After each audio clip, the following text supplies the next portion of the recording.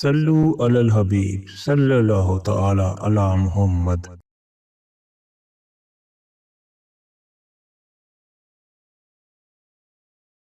بسم اللہ الرحمن الرحیم۔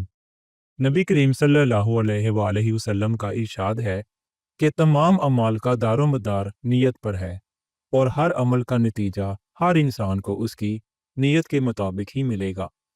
پس جس کی ہجرت ترک وطن، دولت دنیا حاصل کرنے کے لیے ہو یا کسی عورت سے شادی کی غرض ہو، پس اس کی ہجرت انہی چیزوں کے لیے ہوگی جن کے حاصل کرنے کی نیت سے اس نے ہجرت کی ہے۔